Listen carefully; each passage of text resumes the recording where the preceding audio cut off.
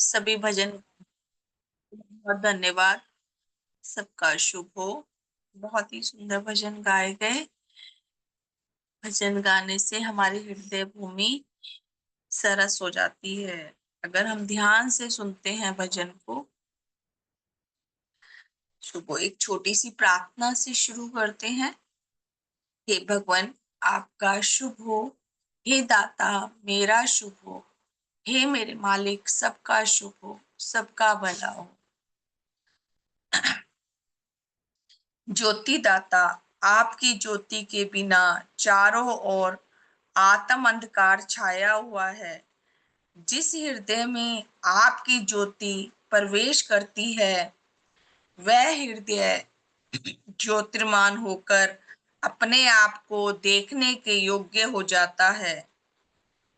चारों ओर जो अंधकार छाया हुआ है, जिसमें भटक भटक कर लाखों करोड़ों मनुष्य नीच गति प्राण होकर अपने आप को शरीर और आत्मा दोनों के विचार से खत्म कर रहे हैं, जिनको ज्योति मिलती है, वह अपनी नीच गतियों के वास्तविक रूप को देखने के योग्य होते हैं। ऐसे जन बहुत सौभाग्यवान हैं। हे जीवन दाता, इस समय अपनी ज्योति का दान देकर हमारे अंधकारग्रस्त हृदयों को ज्योतिर्मान करो। हम भगवान से जुड़ तो गए सौभाग्यवान, लेकिन पूरी तरह से हमें अभी भगवान की ज्योति मिलनी बाकी है। तो बहुत गहरी प्रार्थना कि हे भगवान, हमारे अंधकारग्रस्त हृदयों को ज्योतिर्मान करो। अपनी अमूल्य ज्योति शक्ति देकर हमारे भीतर ऐसे समानों को लाभ करने की आकांक्षा पैदा करो, जो जीवन को बचाने और हमारे अस्तित्व को इस विश्व के भीतर कायम रखने की योग्यता हमारे अंदर पैदा करें। ऐसा आशीर्वाद इस समय प्रदान करो। हे भगवान, हे सहायकारी शक्तियों, हमारा यहाँ पर बैठना, सुनना, सुनाना सफल हो। इस समय हमें इस ऐसा आशीर्वाद करो दो कि हम जो पाठ विचार कर रहे हैं उस पर हम चल सकें, उसे अपना सके अपने जीवन से।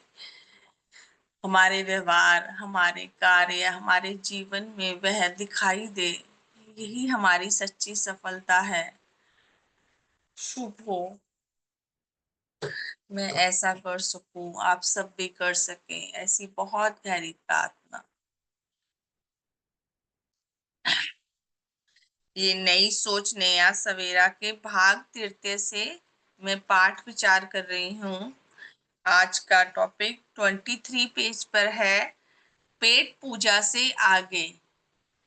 अब है कि खाना पीना तो सभी खा रहे हैं, जानवर भी खाते हैं, सांस लेते हैं, तो जीवन उनमें भी है और इंसान भी खा पी रहे हैं।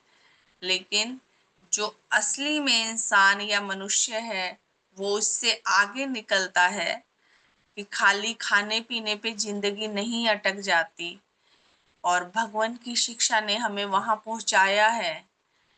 और अगर सच में भगवान की शिक्षा से नहीं जुड़ते तो बस हम क्या थे, खाते पीते और चले जाते। मैंने अपने बड़ों को देखा, या और भी बस अपने ही हम परिवार में 2-3 बच्चे हैं, उनका पालन पोषण, उनको पढ़ाया लिखाया, उनकी शादियां करनी है, बस ये जिम्मेदारियां ही रहती हैं लास्ट तक।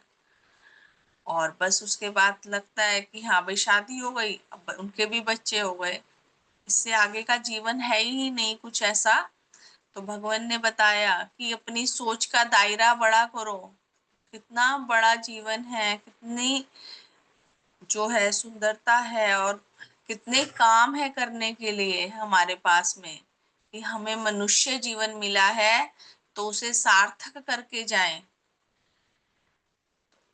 यहाँ पर पेट पूजा से आगे क्या कर सकते हैं हम, तो हमें हर जगह ना बताया भी गया है कि एक एक चीज का वही गाइडलाइन दी गई है कि हम यहाँ पे ये करें। खाली हमें सिर्फ ये नहीं कि हम सोचे कि अब क्या कर सकते हैं, तो हर जगह बताया गया कि पहले मुझे ऐसा लगता था कि खाली जैसे कि यहाँ से निकले तो पर सेवा पर हित में ही जीवन लगा देंगे तो हमारा जीवन सफल है।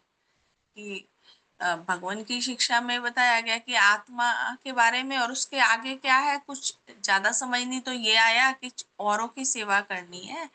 तो ये, लेकिन अभी जैसे जैसे हम शिक्षा से जुड़ते जाते हैं तो पता चलता है कि हम कहाँ खड़े हैं। कि अगर हम पर सेवा अच्छी बात नहीं, स्वार्थ सेवा जरूर करनी चाहिए, जो भी हमारी योग्यता के अनुसार है करें, लेकिन वहां करके भी हम नीचे गिर सकते हैं। तो हमारा लक्ष्य क्या होना चाहिए, अपनी आत्मा को पहले तो उच्च भाव से भरें, उच्च अवस्था में लेकर जाएं कि हम कोई भी परोपकार पर सेवा का काम कर रहे हैं और उसमें हमें घमंड आ गया कि हाँ मैं ये करता हूँ, मैं जो है दूसरों का भला करती हूँ, स्कूल में जा रही हूँ, कुछ भी जो भी हम काम कर रहे हैं तो वो सब बेकार।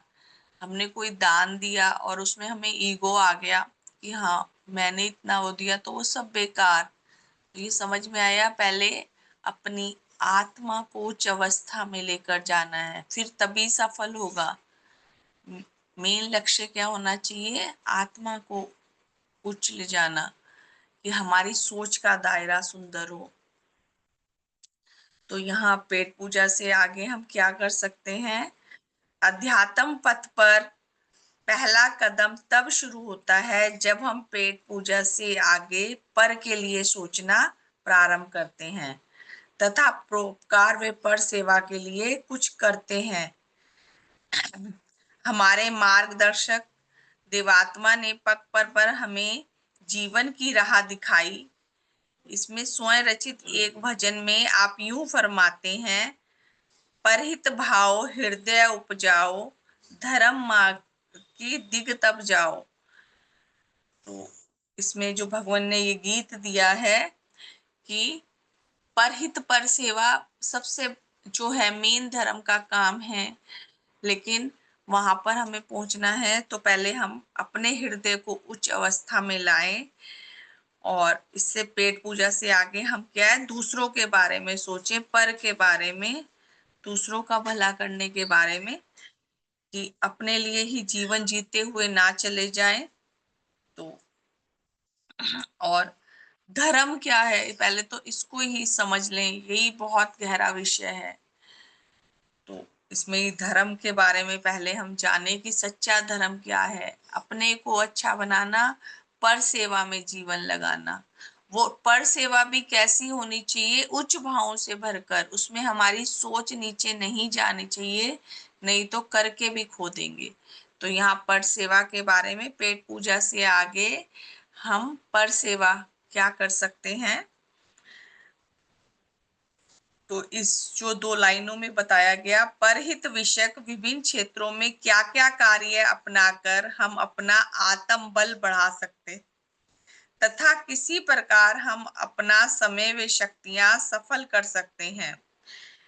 इस संदर्भ में अपने एक लेख में आप यूं फरमाते हैं कि सबसे पहले अब हम यहाँ जुड़ते हैं सुबह शाम तीनों टाइम, तो हम अपनी आत्मा को अच्छा कर ही रहे हैं। तो अब इससे आगे हम क्या क्या किस किस क्षेत्र में अपनी योग्यता के अनुसार कार्य कर सकते हैं कि हम हमें ये शिक्षा जो हमने पाई है ये दूसरों तक कहाँ कैसे लेके जा सकते हैं। परोपकार व पर सेवा के साधन, शारीरिक, सबसे नंबर 1 पे हम शारीरिक सेवा, अगर हम यंग हैं, हमारी हेल्थ अच्छी है, तो हम शारीरिक सेवा, सबसे बड़ी सेवा तन की सेवा बताई है। तो इसमें सीक्वेंस वाइज है कि अपनी योग्यता से जो भी हम सेवा करना चाहें वो कर सकते हैं। तो सबसे पहले है शारीरिक सेवा, फिर मानसिक सेवा, फिर सामाजिक संशोधन, आध्यात्मिक सेवा। जो कोई कुछ नहीं कर सकता, वो तेज है तो घर पे बैठे बैठे भी हम कर सकते हैं। मेरे पापा काफी एज के हैं तो मैं उन्हें यही बोलती हूँ कि भाई उनको रामायण का पाठ पढ़ने के लिए बोलती हैं भाभी कि 3 टाइम पढ़ो, तो मैं बोलती हूँ कि इतना उनमें मन नहीं लगता। तो फिर उन्होंने भी एक बार कहा कि रहने दो, तो मैंने कहा आप बैठे बैठे सबका नाम लेके प्रार्थना करते रहा करो, शुभकामना की एक माला होती है ना, तो हम कुछ और सेवा नहीं कर सकते तो सबसे बड़ी है मन की सेवा कर लें। फिर आध्यात्मिक सेवा है, दूसरों के अंदर हमें अच्छे भाव जगाना।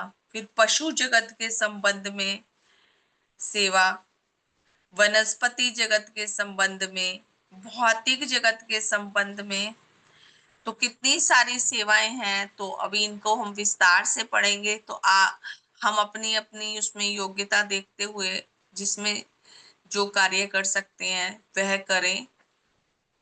तो सबसे पहले है शारीरिक सेवा, किसी जरूरतमंद भूखे को अन्न देना, अर्थात भूखे के लिए सदा व्रत लगाना। इसमें बस हमें ये ध्यान रखना है कि जो हम ये अन्न दान कर रहे हैं वह सही में असली आदमी तक जा रहा है कि नहीं। तो देखा जाए कि मैं बता रही थी कि हमारे यहाँ पे अभी कावड़ सेवा चल रही थी, कावड़ जाते हैं निकाल के, तो इतना उनको दे रहे थे ना कि कोई समोसे ला रहा है, कोई हलवा, कोई खीर, और वो खा ले नहीं रहे क्योंकि थोड़ी थोड़ी दूरी पे ही ना वो भंडारे लगे थे। तो सिर्फ ऐसा 100 मीटर 50 मीटर भी नहीं चल रहे कि दूसरा शुरू हो रहा है, तो वो एक ही जगह तो खाएंगे ना, वो वेस्ट जा रहा है। जबरदस्ती उन्हें पकड़ा रहे हैं, ले लो ले लो ले लो, और वो नहीं खा रहे।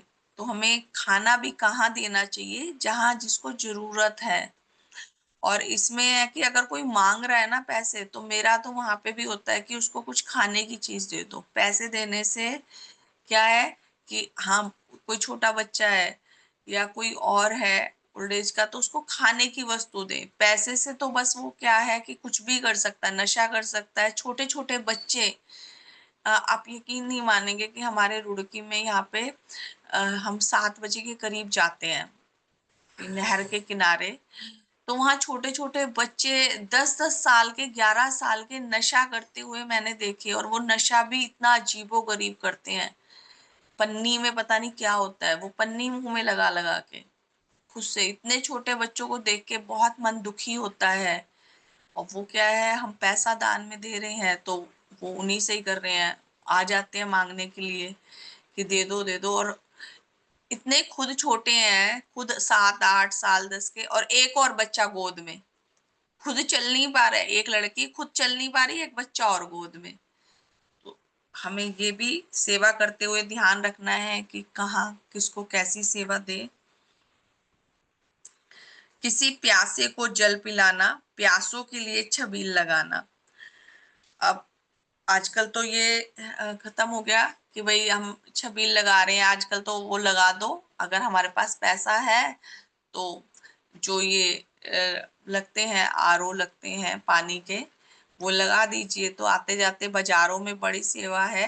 बाकी हम घर पे है कि कोई सिलेंडर देने या दूध वाले भैया हैं तो सिर्फ उनसे हम इतना ही पूछ लेते हैं, बहुत गर्मी में आ रही है भैया पानी पीना है, वो पीना होता बोलते हैं। नहीं तो अब पता है क्या, उनकी हिचक भी खुल गई। कितने घरों में जा रहे हैं हिचकते हैं, तो वो आते बोलेंगे बहन जी पानी पिला दो। अगर हम नहीं पूछ पाए तो क्या है, कुछ इसमें तो पैसा भी नहीं लग रहा, एक छोटा सा काम है। नीचे हमारी शॉप है, तो वहां पे भी मैं, ये बैठते थे पहले तो मैं बोलती थी पानी की बोतल रख दिया करो, फ्रीजर लगे हुए हैं। नहीं तो कोई भी आए तो कस्टमर से इतनी गर्मी में आ रहा है पसीने से कि भाई पानी पीना है क्या। हम बाजार में जाते हैं कई बार, ऐसा इतनी प्यास लगी होती है, दुकान वाले से मांगना पड़ता है पानी। तो वहां पिलाएं पानी, वहां जरूरत है कि एकदम कोई बाजार में चल के आ रहा है। किसी जरूरतमंद वस्त्रहीन को वस्त्र देना, किसी जरूरतमंद का कपड़ा सी देना। देखिए ये भी एक काम है कि कपड़ा सी देना, किसी जरूरतमंद के मैले वस्त्र धो देना।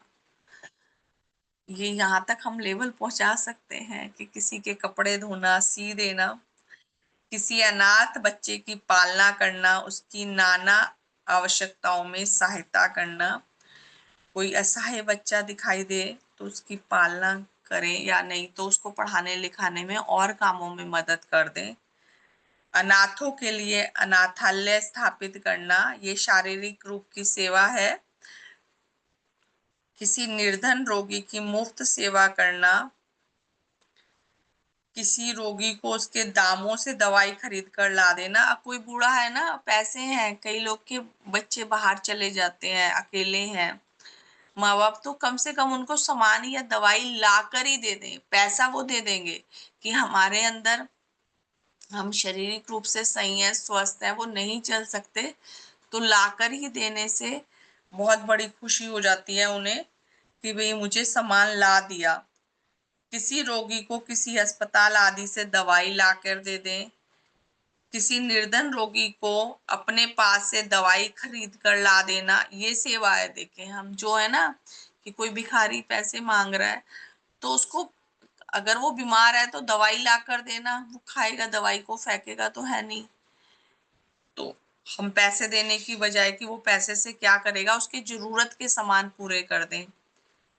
रोगियों के लिए कोई औषधालय खोलना, जरूरतमंद रोगियों की शुश्रूषा करना, सेवा करना, किसी जरूरतमंद थके मांदे की टांगे वे बाहें दबा देना।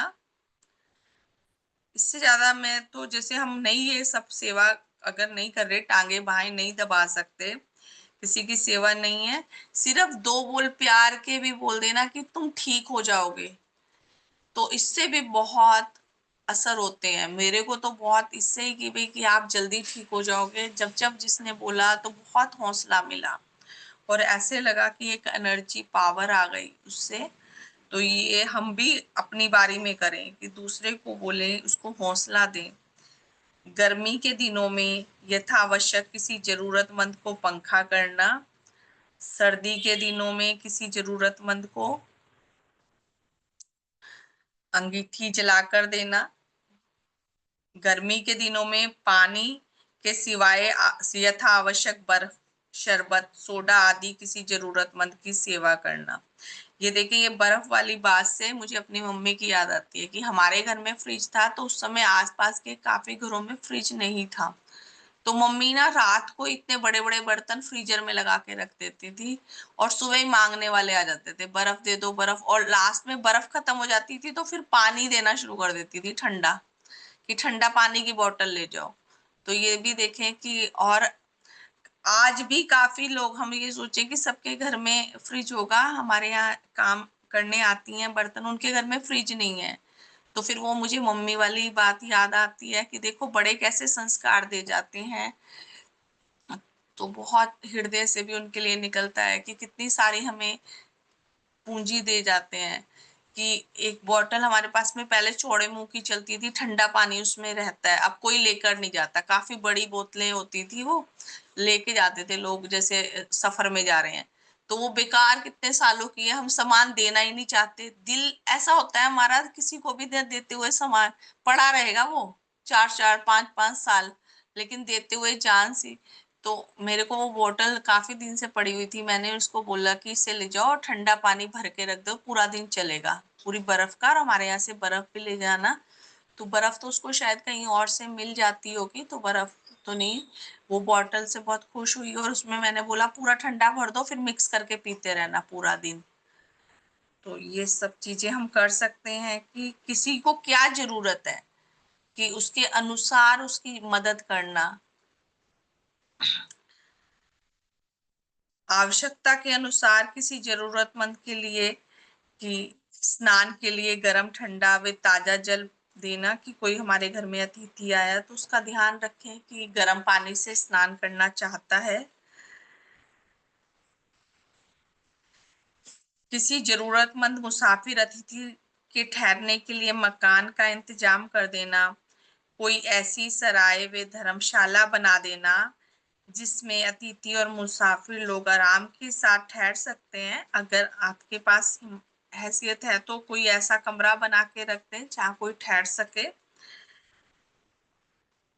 ये उस समय का है, कुआं तालाब खुदवा देना, तो इसकी जगह तो वही आ गए हैं आजकल, आरओ लगवा दीजिए आपके पास है, नहीं तो एक कैंपर ही रख दें। जहाँ आपकी कोई दुकान है ना, पानी का वो आता है सुबह सुबह, जो वाटर कूलर है वो देकर जाते हैं 30-40 रुपए का, वो सुबह रख दें, सारा दिन पी सकते हैं लोग उसमें पानी। ये सेवा कर सकते हैं। किसी जरूरतमंद जन की कोई आवश्यक शारीरिक सेवा अथवा किसी का एक वे दूसरा काम कर देना, बाजार से सौदा ला देना। वही जो मैंने बताया कि कोई बड़ी एज का आदमी है तो भाई नहीं जा सकता और पैसा दे रहा है तो हम क्या, हम जा रहे हैं अपने साथ में उनका सामान भी ला दें। चारपाई बिछा देना, पानी भर देना, बर्तन उनके साफ, किसी भी तरह से हम उनकी मदद कर सकते हैं अगर हमारे आसपास कोई ऐसे लोग रहते हैं। एक वे दूसरी हितकर वस्तु किसी जरूरतमंद जन को दान व उपहार में दे देना। तो हम पेट पूजा से आगे अगर हम स्वस्थ हैं तो शारीरिक सेवा कर सकते हैं। इसके बाद नंबर 2 पे आती है मानसिक सेवा।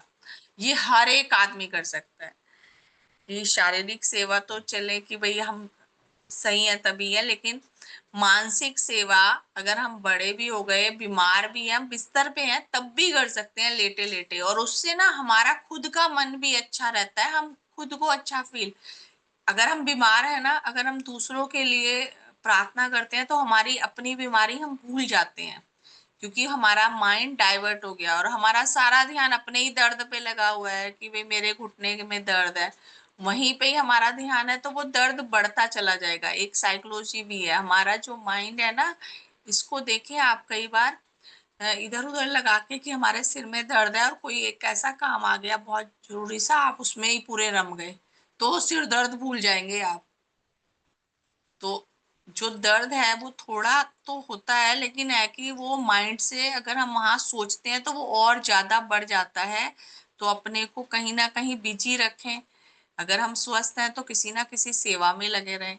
लेकिन अगर हम नहीं कुछ कर सकते, बिस्तर पे हैं, तो लेटे लेटे भी माइंड से हम याद कर करके, एक एक को याद करके उसके लिए नाम लेके सेवा करते हैं, तो भी देखिए हमारा माइंड जो है उस तरफ जाता है तो हम भूल जाते हैं, अपना दुख भूल जाते हैं।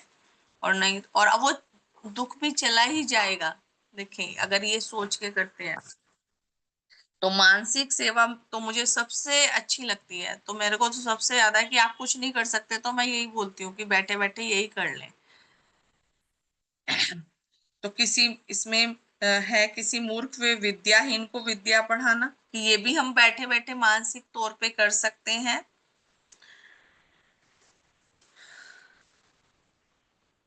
सामाजिक व अन्य जनों के लिए ये मानसिक में है कि भाई मानसिक रूप से मतलब हम वो मन की सेवा में बता रही थी, सॉरी, मन और मानसिक को इकट्ठा कर दिया।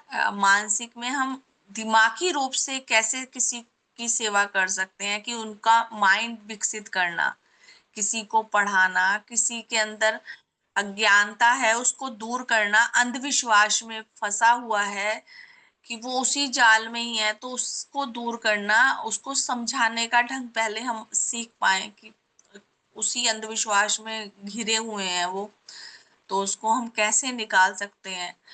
इसमें मैंने बताया कि मेरी फ्रेंड थी, वो ना उन्हें गाड़ी लेनी थी तो सेकंड हैंड गाड़ी ले रहे थे, तो वो क्या था, सिर्फ इतनी अच्छी गाड़ी सब कुछ सही, सिर्फ इस बात पे अटक गए कि काले रंग की है, हम नहीं लेंगे। तो मैंने कहा रंग से क्या होता है, काले रंग के कपड़े तो इतने उससे पहनते हो, भाई उनकी बेटी थी तो उस, तो वो खुद से निकल पाई और जब उन्होंने ली वो बहुत अच्छी चली गाड़ी।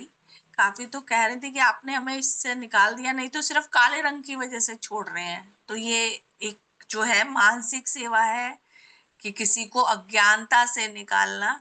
हमें खुद नहीं समझती, हमें ही निकाला गया कि भाई, मैं बताती हूँ, शुरू में एक बार मैंने साधन सुना तो झाड़ू को सीधा रखना, इतनी हैरानी हुई कि झाड़ू सीधा खड़ा कैसे कर सकते हैं। क्योंकि जब तक सुना हमने बड़ों से कि नहीं नहीं, झाड़ू को तो लिटा के ही रखना है, खड़ा करेंगे तो पता नहीं। अब तो माइंड से सारी चीजें ऐसा हो गया कि निकल भी गई कि पता नहीं क्या नुकसान हो जाएगा। इतने अंधविश्वास हैं और उनसे हम निकाल सकते हैं। और ये मानसिक रूप से कि किसी की पढ़ने में सेवा कर सकते हैं, पढ़ाने में सेवा कर सकते हैं, किसी विद्यालय व महाविद्यालय में धन के द्वारा सहायता कर सकते हैं, किसी विद्यालय व महाविद्यालय में विद्या दान के लिए अपने आप को भेंट करना। और ये काम मुझे और भी अच्छा लगता है कि इसमें हमें कुछ काम नहीं करना पड़ रहा हाथ का, जिसे कोई मेहनत वाला काम नहीं है, हमने बैठे बैठे पढ़ाना ही तो है। सबसे आसान काम ये लगता है कि भाई तो ये हम करें और देखें तो दूसरों का कितना भला होता है, और वो जो खुशियां मिलती है ना, तो उसका तो मैं बता ही नहीं सकती। कि अगर वो जिस बच्चे को हमने पढ़ाया उसके अच्छे नंबर आ जाए तो ऐसा लगता है कि मुझे अपना याद आता है कि जब हमारे अच्छे नंबर आए इतनी खुशी तब नहीं हुई होगी जितना हमारे पढ़ाए हुए बच्चे के नंबर अच्छे आए। तो जितने आप में है कि आपने कम स्टडी करी तो छोटे बच्चों को करा सकते हैं। सब हिंदी पढ़ना तो हर कोई सिखा ही सकता है, और हिंदी पढ़नी आ जाए ना तो बच्चा बस समझ लो चलने लग जाता है। तो ये बैठे बैठे की सेवा है। ये भी लोगों में विद्या अनुराग उत्पन्न करने के लिए उन्हें उपदेश देना अथवा इस विषय पर कोई निबंध लिखना, कि अंदर इच्छा जगाना पढ़ने की। कि माँ बाप पढ़ने तो भेज देते हैं और उसको पढ़ पढ़ पढ़, टीचर भी पिटाई करते हैं, डांटते हैं कि भाई तूने ये काम पूरा नहीं किया। उसके अंदर इच्छा ही नहीं है पढ़ने की। वो और ज्यादा जब इसको सब तरफ से प्रेशर पड़ता है ना, तो वो और दूर हटते चले जाते हैं पढ़ाई से। वो जबरदस्ती वाला बस काम एक हो जाता है। तो एक अंदर से इच्छा जगाना कि भाई तुम पढ़ सकते हो, तुम पढ़ाई करोगे तो ये तुम्हारे लिए ये फायदा है। तो नहीं पढ़ा सकते, कम से कम इच्छा तो जगा दें। मानसिक शिक्षा प्रणाली को उन्नत करने के लिए उपाय सोचना, विविध प्रकार की विद्याओं, विज्ञान, शिल्प, कला आदि की उन्नति में सहायता करना। हर एक बच्चे में अलग टैलेंट होता है कि भाई अभी कोई बच्चे की ड्राइंग बहुत अच्छी है, इतना स्कोप ड्राइंग में ही है, तो उसको बोलो तुम्हारी ड्राइंग बहुत अच्छी है बेटा, इस समय पढ़ाई कर लो, नहीं बहुत अच्छे मार्क्स आ रहे तो अपना क्लास में सिर्फ इतना तो हो कि तुम अच्छे मार्क्स से बस पास हो रहे हो, कि हम नहीं फर्स्ट टॉपर हो, टॉप कर पा रहे, फर्स्ट नहीं, तो तुम ड्राइंग में भी आगे स्कोप है, लेकिन तब तक पढ़ाई तो करनी है। तो वो इच्छा पढ़ाई की भी जगा दी, और एक उसका टैलेंट भी उभार दिया कि तुम्हारी ड्राइंग अच्छी है तो ड्राइंग में कुछ कहीं भी निकल सकते हो। कि अपना खाली समय में आप ड्राइंग बना रहे हो और बाकी समय में पढ़ाई के बिना, स्कूल जाए बिना तो ड्राइंग में भी नहीं निकल सकते ना। तो एक उनके अंदर ये जगाया। अब कोई बच्चा गेम्स में है, कि वो खेलने में बहुत तेज है, तो अब वो पढ़ाई नहीं करेगा, स्कूल ही नहीं आएगा, तो घर बैठे तो किसी गेम्स में पार्टिसिपेट ही नहीं करेगा, घर बैठे बैठे तो नहीं कोई आएगा उसको कोच। तो उसके अंदर ये जगाना कि भाई पढ़ाई उतनी तो कर लो जितना तुम गेम्स में भी आगे जा सको, स्कूल जाओगे तभी तो गेम्स में। तो ये इच्छा अंदर से जगा दें। हमारे आसपास कोई अगर ऐसा बच्चा दिखाई देता है तो हम ये सेवा कर सकते हैं। अड़ोस पड़ोस में भी कोई हमारे घर में आया या हम जाके, तो और संडे के दिन नहीं तो दो चार बच्चों को बुला के उनके अंदर ये मन में बात डाल दी, तो बड़े उससे बच्चों के अंदर बहुत जल्दी जो है ना बातें बैठती हैं। दूसरों की बताई हुई, मम्मी पापा बताते हैं इतनी नहीं असर करती, जब कोई और बताता है तो वो बहुत असर करती हैं। तो हम ये काम कर सकते हैं। जो लोग विविध प्रकार के कुसंस्कारों में फंसे हुए हैं उनके उन कुसंस्कारों को दूर करने के लिए यत्न करना अथवा उन्हें कोई हितकर परामर्श देना। ये तो बहुत ही सही में, और कुछ ना दिखे ये काम तो बहुत फैला हुआ है कि बहुत कुसंस्कारों में लोग हैं, अंधविश्वासों में लोग बहुत फंसे हुए हैं, उसी उसमें लगे रहते हैं। तो बस लेकिन हमारा जो है बताने का तरीका ऐसा हो कि मेरे को इसमें आया कि जिससे दूर ना हटे, वो हमारी बातों को समझे। तो मैं भी वो तरीका जो है चाहती हूँ कि और ज्यादा से ज्यादा सीख पाऊं, कि जिससे कि वो उनके अंदर ये बात समझ में आ जाए कि हाँ भाई इन चीजों से हमें निकलना है। आगे तीसरे नंबर पे हम क्या सेवा कर सकते हैं पेट पूजा से आगे, ये हमारी सेवाएं चल रही हैं। तो सामाजिक संशोधन, नशेदार चीजों का सेवन, जुआ, बचपन का विवाह, विवाह मृतक संस्कार पर अपव्यय, विवाहों में गंदा गीत गाना, विधवाओं पर नाना प्रकार के अत्याचार स्थापित करना आदि नाना प्रकार की कुरीतियों को दूर करने के लिए यत्न करना। काफी चीजें इसमें सुधार आया है, ऐसा नहीं कि अब विधवाओं के साथ ऐसा व्यवहार नहीं किया जाता। पर कहीं-कहीं फिर भी अभी ये जो हैं, जो गाँव में अभी मान्यताएँ हैं, तो वहाँ पर हम थोड़ा आराम से बोल सकते हैं, बता सकते हैं कि इन चीज़ों से निकालो, कि उसमें ही लगे हैं। अब मृतक है कि कहीं पे किसी की डेथ हुई है, इतना तेज़-तेज़ रो रहे हैं वहीं पर ही बैठे। अब हमें समझ में आया कि थोड़ा उन्हें कह सकते हैं कि यहाँ मत रो, इससे इनको दिक्कत हो सकती है कि ऊपर मतलब हम अपने ढंग से बताएँ ना कि भई ज ऊपर से भी जो शक्तियाँ हैं वो भी परेशान होती हैं, वो आएँगी इनकी आत्मा को, तो अपने ढंग से बताएँ तो वहाँ पे वो बैठ के चिल्लाएँगे तो नहीं कम से कम।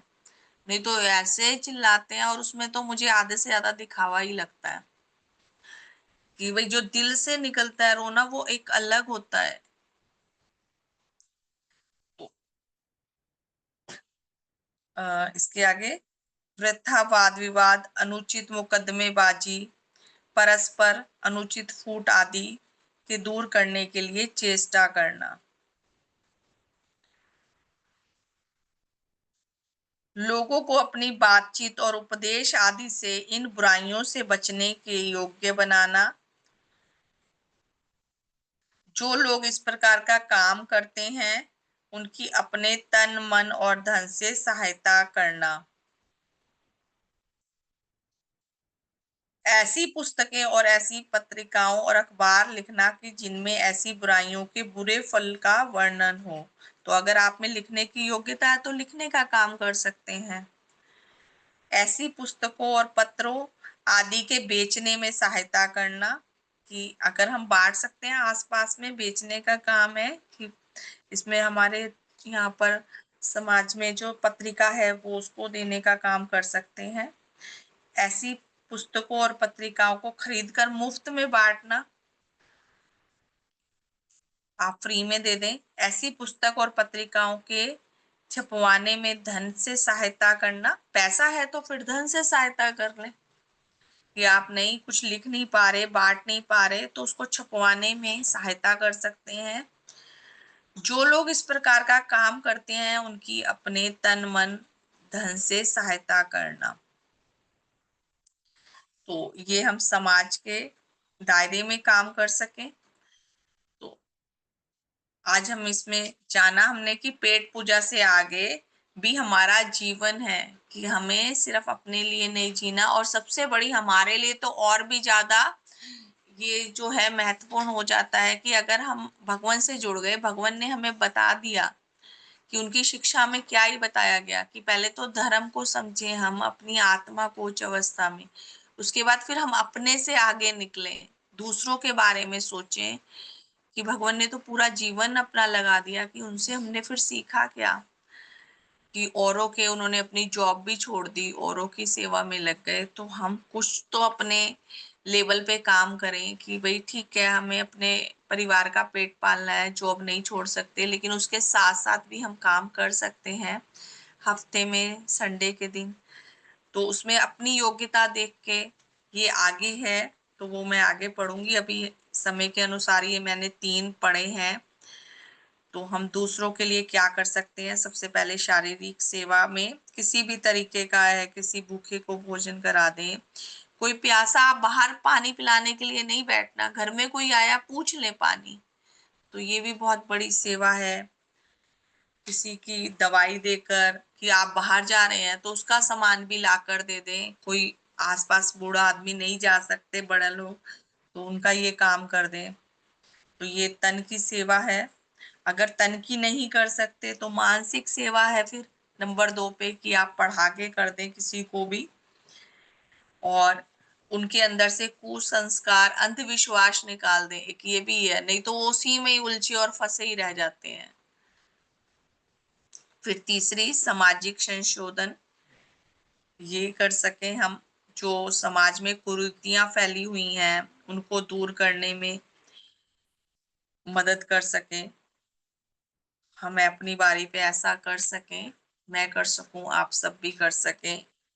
तो सिर्फ़ हम अपने ही में ही ना रहें, अपनी सोच अपने ही दायरे में ही ना रहें, कि भई बस उतना ही है, कि बस अपना परिवार और अपने बच्चे, उससे आगे निकल के हम आगे बढ़ें। हमें ये जीवन मिला, ये शिक्षा मिली।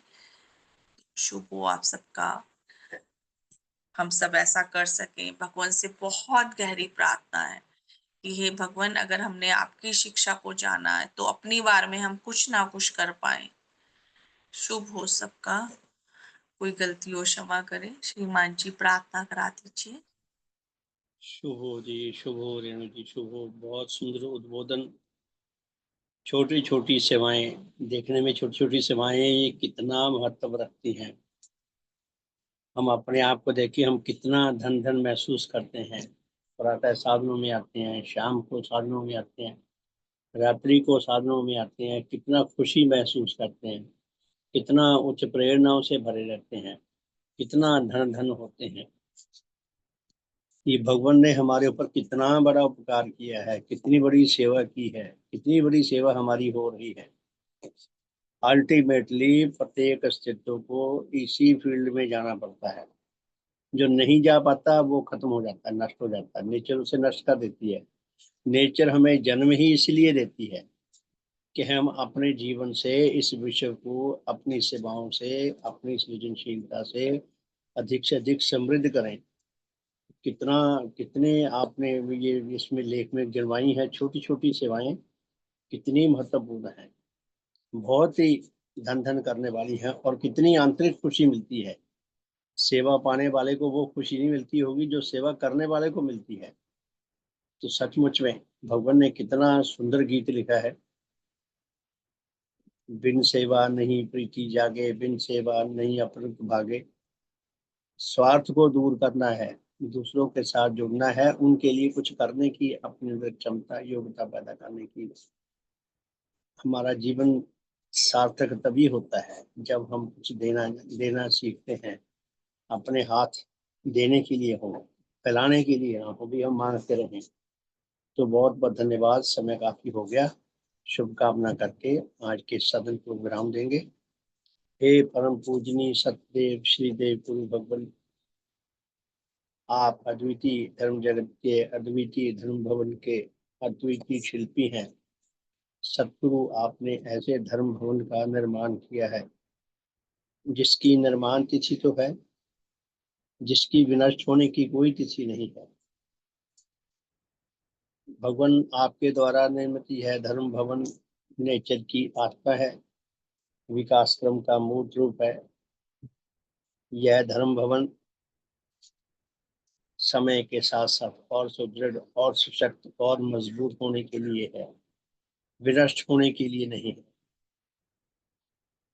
विश्व में जितने भी सच्चे धर्माकांक्षी आत्मा है, धर्म जिज्ञासु आत्मा है, उनके लिए यह धर्म भवन अति सुंदर, अति हितकर, अति कल्याणकारी, उच्च सुख प्रदान करने वाला, उच्च खुशियां प्रदान करने वाला, प्रफुल्लता प्रदान करने वाला, हमारे धर्म मार्ग को ज्योतिर्मान करके उस पर चलने के योग्य हो सके, इसके लिए हमें आध्यात्मिक बल प्रदान करने वाला स्थायी आश्रय स्थल है।